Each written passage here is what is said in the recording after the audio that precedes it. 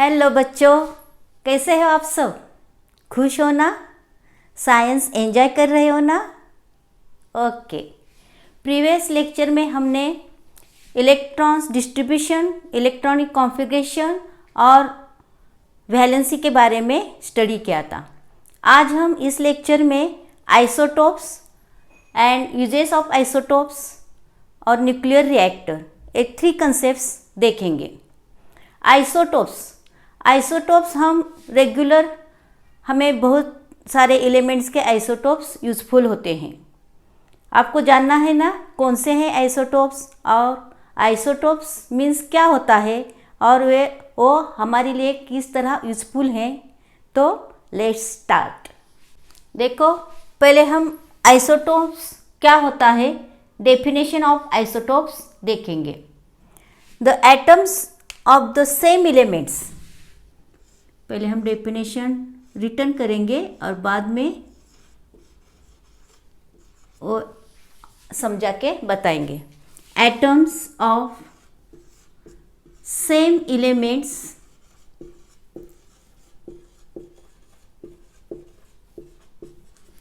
Having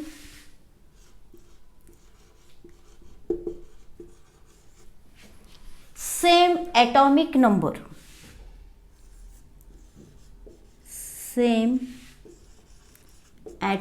number,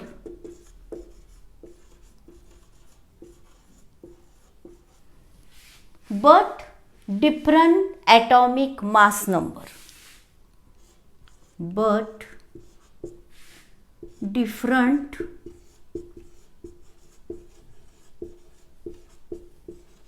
atomic mass number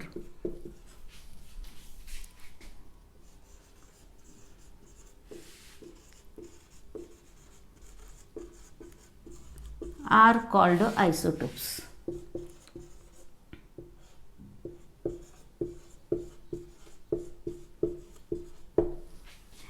Atoms of same elements having same atomic number but different atomic mass number are called isotopes. अब तक हमने elements देखे, उनका fix atomic number और fix atomic mass number होता है, ये देखा। लेकिन कुछ एलिमेंट्स ऐसे होते हैं, सेम एलिमेंट्स होते हैं लेकिन उनका एटॉमिक मास नंबर डिफरेंट होता है। एटॉमिक नंबर तो सेम होता है लेकिन एटॉमिक मास नंबर डिफरेंट होता है सेम एलिमेंट का। Then these are the isotopes of that element. Example देख के बताते हैं। फॉर एग्जाम्पल हाइड्रोजन हमें पता है atomic number 1, atomic mass number 1। Hydrogen जिसमें न्यूट्रॉन अब्सेंट होता है, आपको इसके पहले हम प्रीवियस लेक्चर में देखा है, हाइड्रोजन में न्यूट्रॉन अब्सेंट होता है, only proton is present in the hydrogen. तो इस हाइड्रोजन के आइसोटोप्स होते हैं 3 types of the hydrogen isotopes of hydrogen.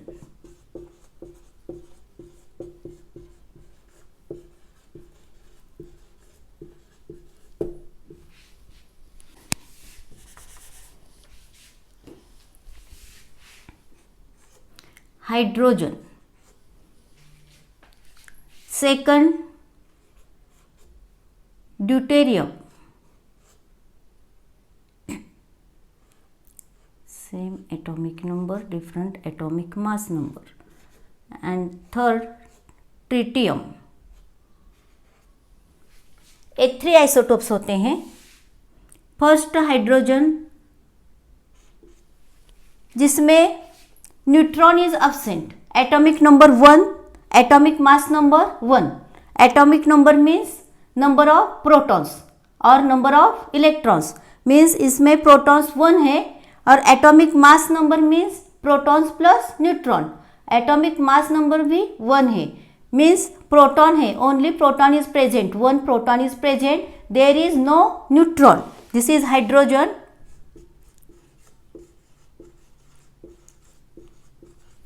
and in hydrogen no neutron. इस हाइड्रोजन के बारे में हमें पता है। लेकिन second deuterium,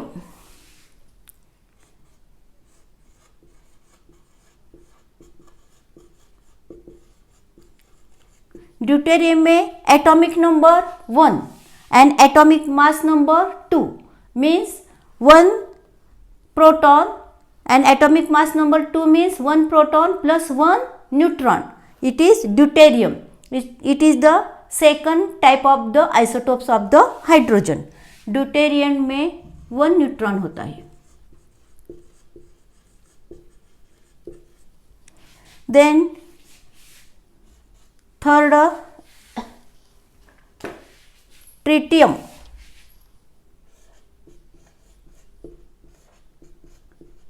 Tritium atomic mass number 3 means 1 proton and 2 neutrons. Tritium में 2 न्यूट्रॉन्स होते हैं।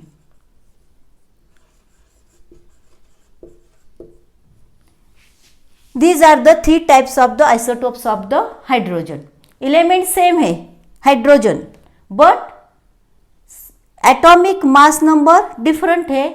एटॉमिक नंबर तो सेम है लेकिन एटॉमिक मास नंबर डिफरेंट है, so it is the isotopes. Okay, so देखो अभी एग्जाम्पल के साथ हम डेफिनेशन समझ के लेंगे। Atoms of same elements, same elements, element same है hydrogen, having same atomic number. Atomic number कैसा रहता है?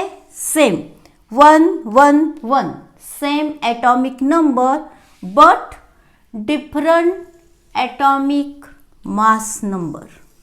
एटॉमिक मास नंबर डिफरेंट होता है, 1 2 3, हर एक का मास नंबर क्या है? डिफरेंट है।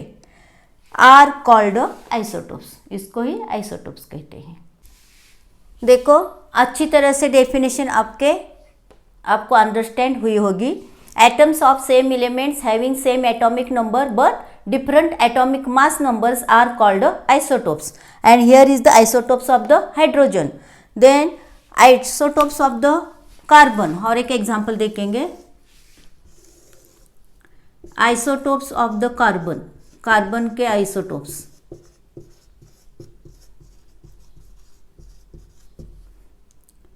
कार्बन एटॉमिक नंबर 6 होता है।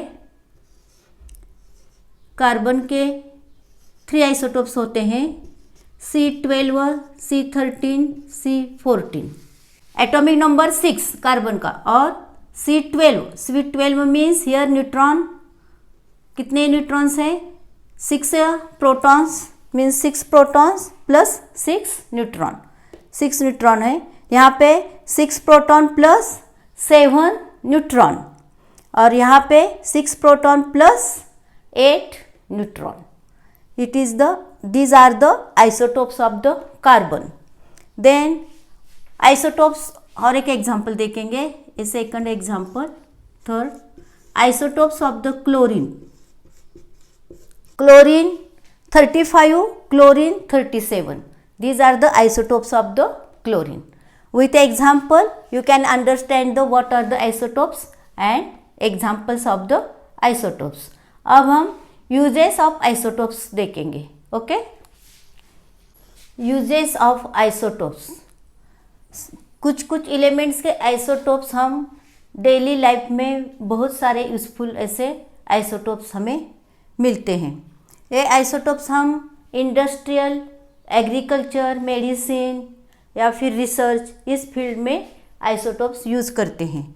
सबसे पहला हम यूज़ देखेंगे uranium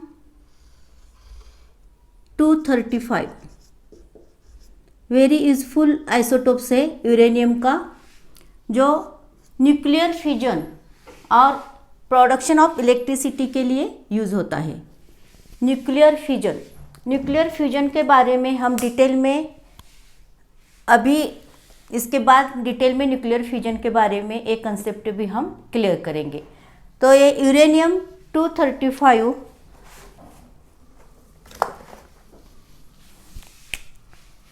isotopes used in the nuclear fusion.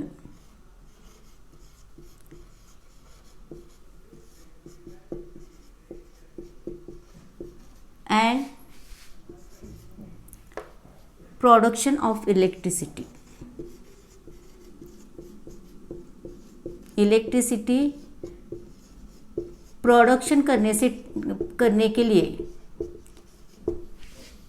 जो हम लाइट यूज़ करते हैं वो किस तरह प्रोड्यूस होती है, तो इस यूरेनियम आइसोटोप्स के बम्बार्डिंग, इसके बारे में डिटेल में हम इसका नेक्स्ट जो कंसेप्ट है उसमें देखने वाले हैं। Nuclear fusion and production of electricity कैसे होता है यूरेनियम आइसोटोप से, ये हम देखेंगे। यहाँ पे इतना ध्यान में रखो, uses of the uranium 235 for the nuclear fusion and the production of the electricity. और बाद में second cobalt 60, this is used in the cancer treatment. Cancer की ट्रीटमेंट में जो रेडिएशन देते हैं, केमोथेरेपी रेडिएशन, इसके लिए कोबाल्ट 60 ए आइसोटोप्स यूज़ करते हैं for the cancer treatment.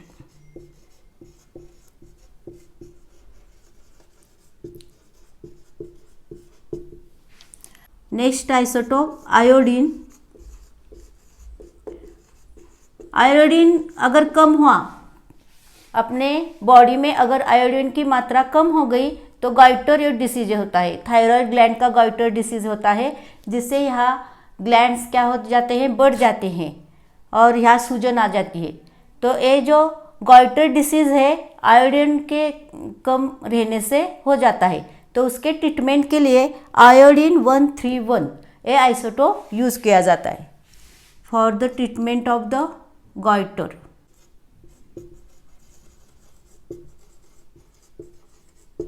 Goitre ये डिसीज क्या है, थायराइड का डिसीज है।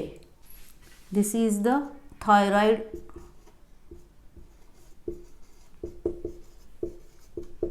डिसीज। इसके ट्रीटमेंट के लिए आयोडीन यूज़ किया जाता है। Fourth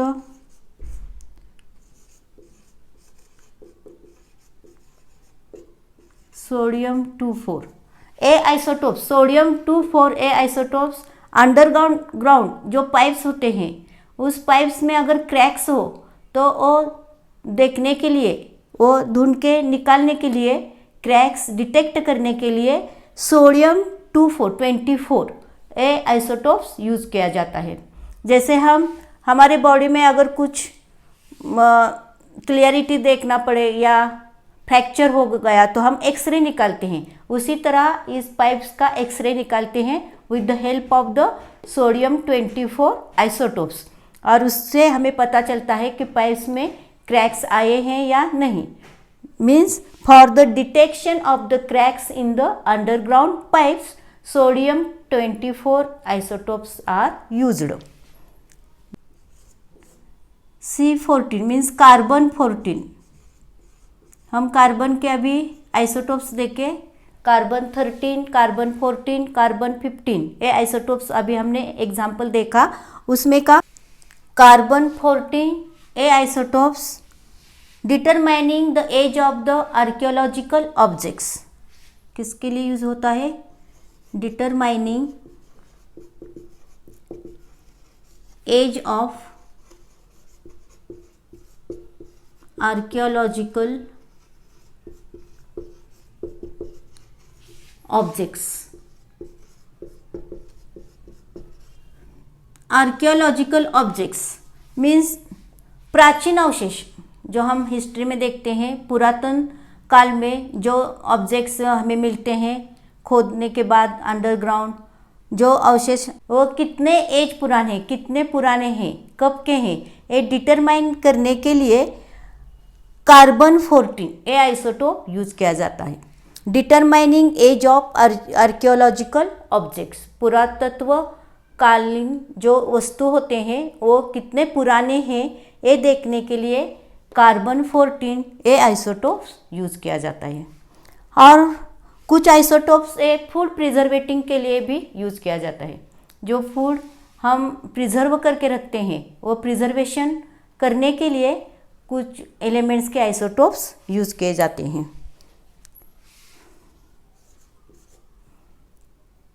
some isotopes of elements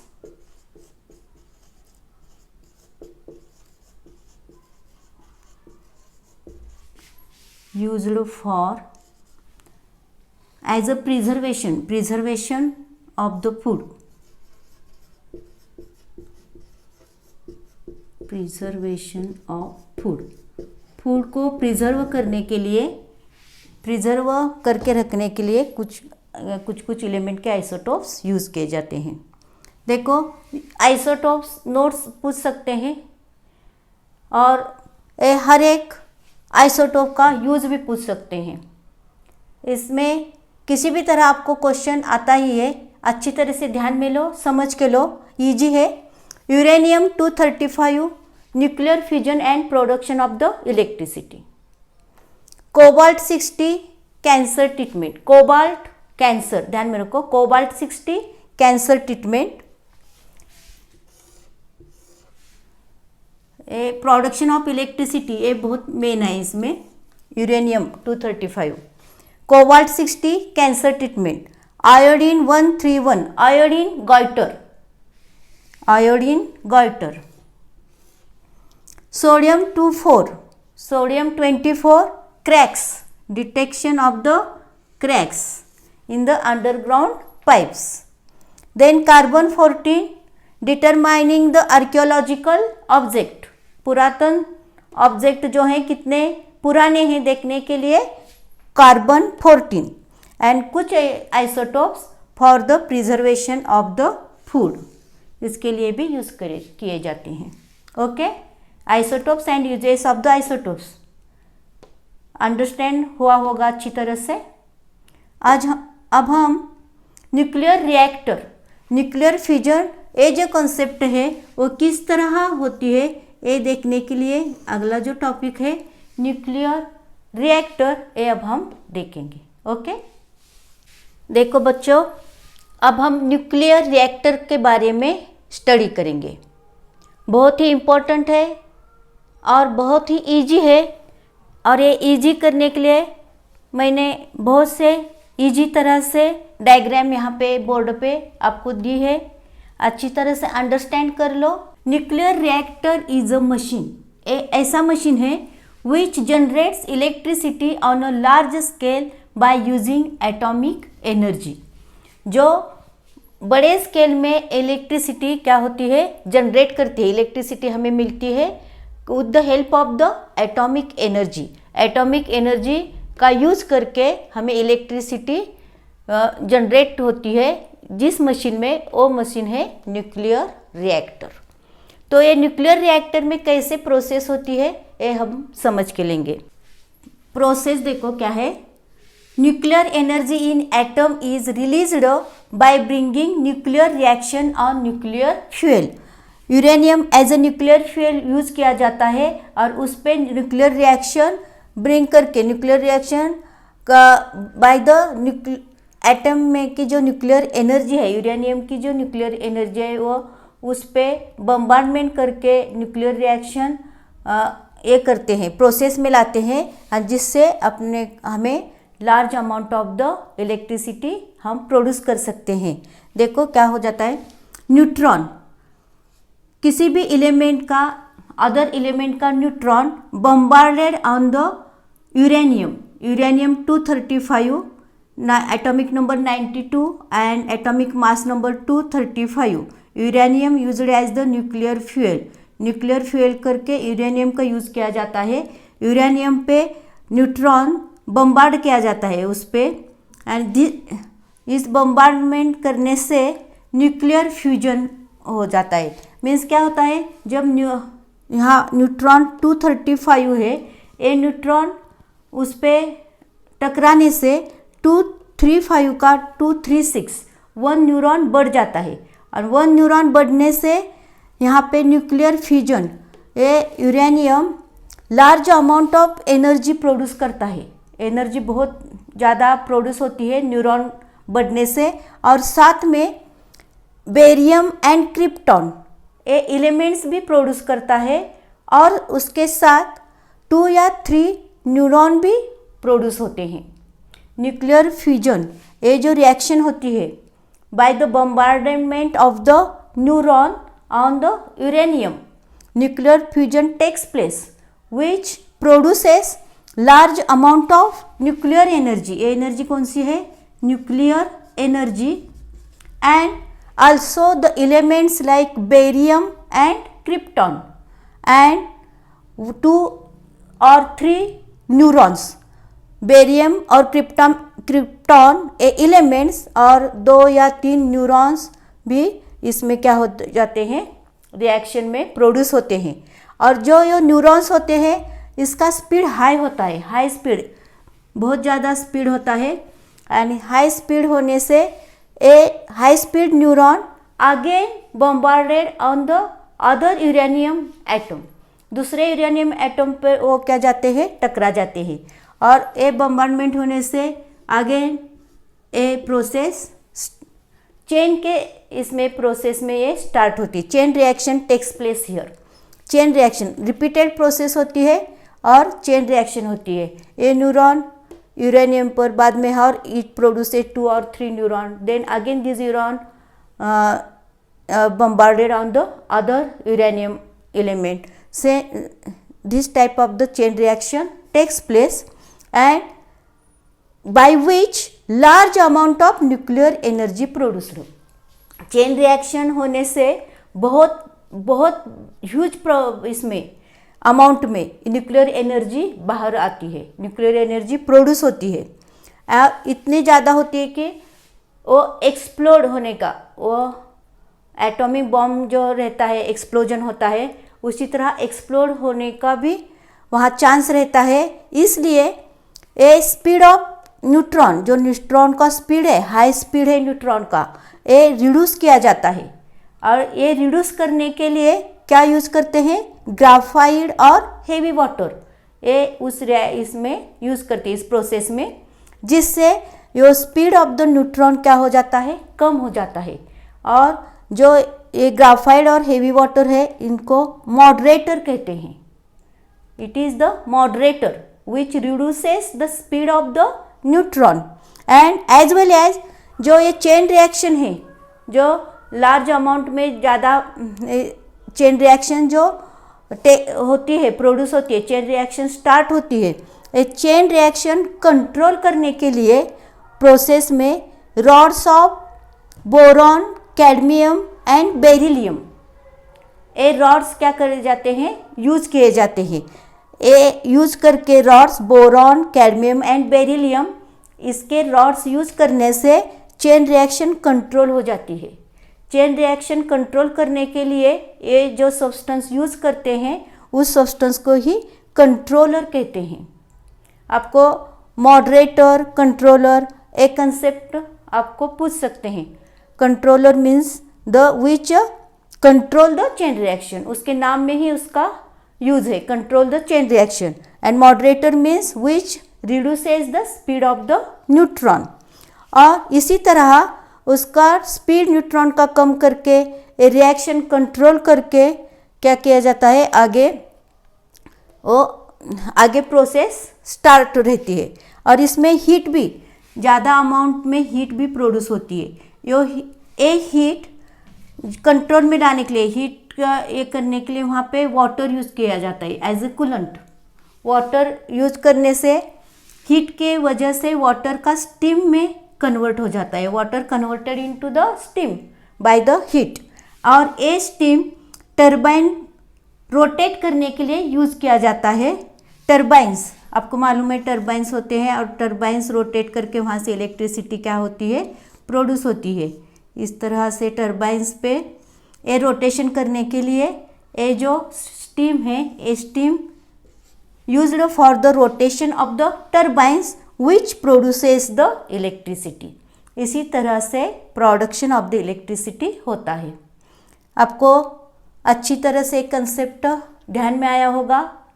जो बोर्ड पे है वो आप नोटबुक में लिखते रहना और बाद में ये अच्छी तरह से स्टडी करो, जिससे आपका ये जो बेसिक कंसेप्ट्स है सब अच्छी तरह से क्लियर होंगे। और जब बेसिक अच्छे से क्लियर होंगे तभी आप स्मार्ट बनोगे, स्कॉलर बनोगे। और स्कॉलर बनने के लिए क्या करना है, सिर्फ ये अपने बेसिक कंसेप्ट्स अच्छी तरह से याद रखना है, ये नोट्स लिख के रखना है और इसके लिए मेरे वीडियोस देखते रहना है। एक कंसेप्ट एग्ज़ाम में पूछ सकते हैं, ये भी नोट करके रखो। Moderator, moderator means which reduces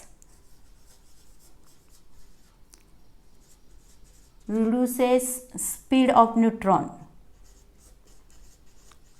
speed of neutrons. And कौन से यूज़ करते हैं मॉडरेटर करके, graphite and heavy water. And second point है कंट्रोलर। कंट्रोलर क्या करता है, control the chain reaction. And इसके लिए क्या यूज़ करते हैं, rods of boron, cadmium and beryllium. ये 2 पॉइंट्स भी आप नोट डाउन करके रखिए। तो बच्चों इस तरह यहाँ पे हमारा ये चैप्टर कंप्लीट हो गया। ये सब कंसेप्ट आप स्टडी करो और इसके पहले जो कुछ लेक्चर हुए हैं वो लेक्चर पूरे वीडियोस डिस्क्रिप्शन बॉक्स में आपको मिल जाएगी, उसकी लिंक ज़रूर देखो। और अगर मेरे वीडियोस आपको यूज़फुल लगते हो तो लाइक, शेयर और सब्सक्राइब करना मत भूलो। अब मिलते हैं नेक्स्ट लेक्चर में न्यू टॉपिक के साथ। ओके, तब तक बाय बाय, टेक केयर।